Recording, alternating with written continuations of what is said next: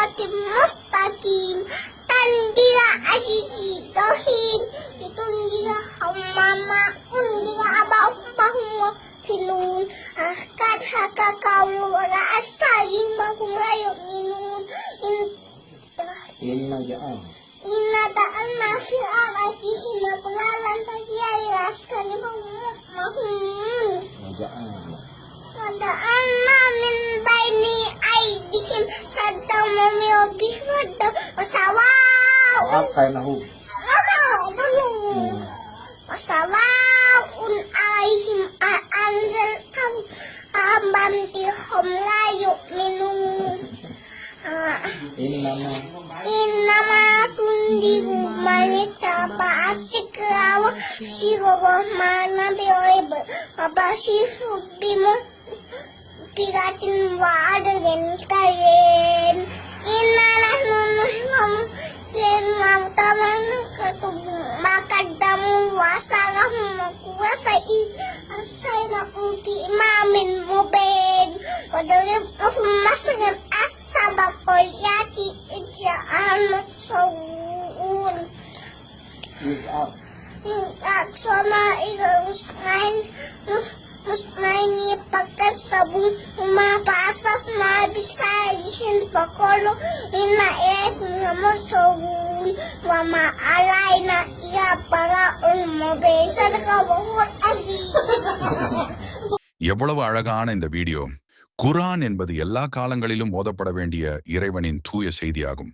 நபி முஹம்மது அவர்கள் மூலம் மனிதர்களுக்கு கிடைத்த இந்த வசனங்கள் இன்றும் அதேபோல் மாற்றமின்றி நிலைத்திருக்கின்றன. பிரபஞ்சத்தின் பரிபாலகனான அல்லாஹ்வின் தூய வேதமான பரிசுத்த குர்ஆன் தனிப்பட்ட வாழ்க்கையிலும் சமூக வாழ்க்கையிலும் மிகப்பெரிய தாக்கத்தை ஏற்படுத்துகிறது. ஒரு தார்மீக உணர்வு கொண்ட சமுதாயத்தை உருவாக்குவதற்கு பரிசுத்த குர்ஆனில் ஏராளமான அறிவுரைகளை நம்மால் காண முடியும்.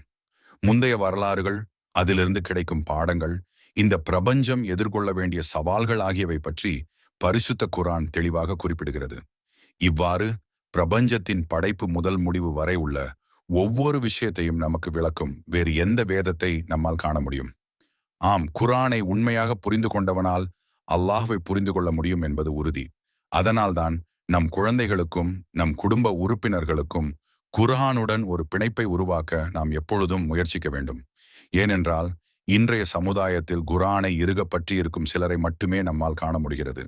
அதனால்தான் இன்றைய சமுதாயத்தில் அல்லாஹ் வழங்கும் அருள்களும் மன அமைதியும் குறைந்து காணப்படுகிறது. மனிதர்களுக்கு எவ்வளவு செல்வம் இருந்தாலும் மன அமைதி இல்லாத ஒரு நிலையை நம்மால் காண முடிகிறது. இவை அனைத்திற்கும் காரணம் நாம் ஒவ்வொருவரும் தான் என்பதை நாம் சிந்திக்க வேண்டும். நாம் குர்ஆனுடன் பிணைப்பு வைத்து அதை ஓதினால் மட்டுமே வரும் தலைமுறையினர், அதாவது நம் பிள்ளைகள் இவ்வாறு செய்வார்கள். இந்த விஷயத்தை அனைவரும் கவனிக்க வேண்டியது அவசியம். பிரபஞ்சத்தின் பரிபாலகனான அல்லாஹ் நமக்கு அளித்த மிகப்பெரிய அருளானது பரிசுத்த குர்ஆன். எல்லாவிதமான நோய்களுக்கும் மருந்தாக இருப்பது பரிசுத்த குர்ஆன்.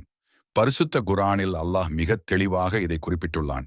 எனவே உண்மையான விசுவாசிகளுக்கு இதில் எந்த சந்தேகமும் இல்லை.